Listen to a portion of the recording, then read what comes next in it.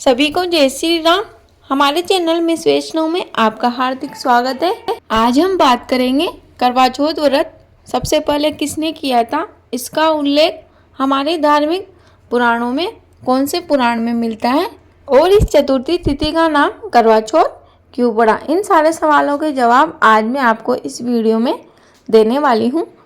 तो वीडियो शुरू करने से पहले आपसे एक अनुरोध है कि अभी तक आपने अगर इस चैनल को सब्सक्राइब नहीं किया है तो प्लीज़ चैनल को सब्सक्राइब कर लीजिए। करवा चौथ के बारे में रामचरितमानस के लंका कांड में उल्लेखित वर्णन के अनुसार जो भी पत्नी अपने पति से किसी कारणवश अलग हो गई है, चंद्रमा की किरणें उन्हें ज़्यादा कष्ट पहुंचाती है, इसलिए करवा चौथ के दिन चंद्रदेव की पूजा करके महिलाएं अपने पति के साथ आजीवन रहने की कामना करती है।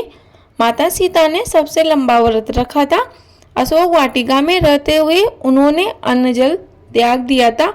इसके बाद सब देवताओं ने प्रकट होकर माता सीता को आश्वासन दिया था, वह उन्हें खीर खिलाई थी। तब सीता माता ने चंद्रदेव से कहा था कि उसकी चांदनी किसी भी पत्नी को वियोग के समय पीड़ा ना दे।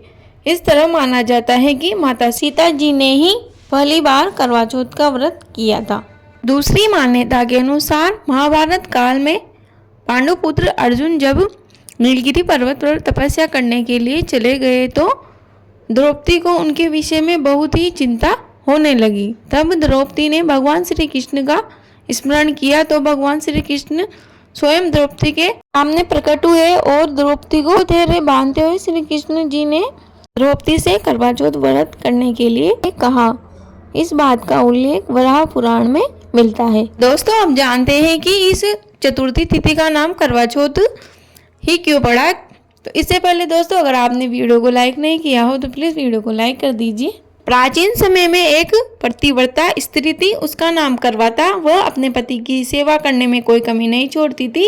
एक दिन कार्तिक माह की कृष्ण पक्ष की चतुर्थी के दिन उसका पति जब नदी में स्नान करने गया तो एक मगरमच्छ ने उसका पैर पकड़ लिया और उसे घसीटते हुए नदी में ले जाने लगा। तब पति जोर जोर से करवा करवा कहकर पत्नी को मदद के लिए पुकारने लगा। पत्नी ने यह सब देखा तो उसने अपनी साड़ी से एक सूत खींचकर मगर की ओर फेंक दिया। वह सूत के धागे में बंधकर पति को आगे नहीं ले जा सका। करवा ने फिर धर्मराज को पुकारा। उस पतिव्रता की पुकार पर धर्मराज वहां उपस्थित हुए और बोले, हे पतिव्रते, कहो क्या चाहती हो। करवा बोली, महाराज, आप धर्मराज कहलाते हो और यहाँ पर अधर्म हो रहा है।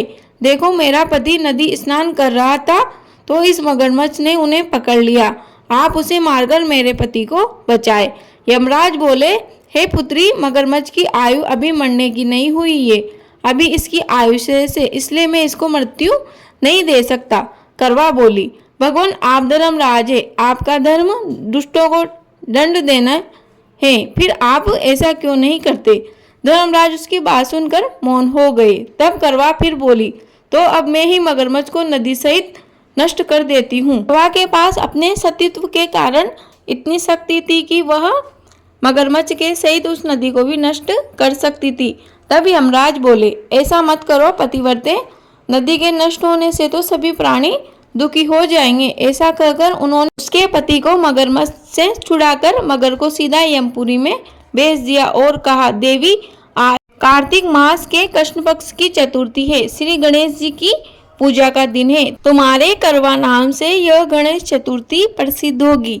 इस दिन जो सुहागने अपने पति की दीर्घ आयु के लिए चंद्रोदय होने पर अर्घ्य देकर पूजा करेगी, उनकी इस व्रत के प्रभाव से समस्त मनोकामनाएं पूर्ण होगी।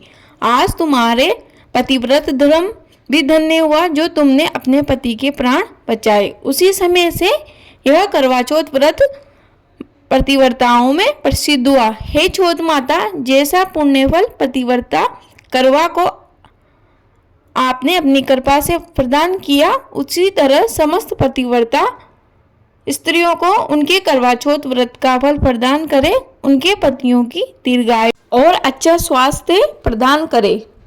दोस्तों, मुझे उम्मीद है कि आपको यह वीडियो अवश्य ही पसंद आई होगी। आप सभी को करवा चौथ की अग्रिम हार्दिक शुभकामनाएं। आपका दिन शुभ हो। धन्यवाद।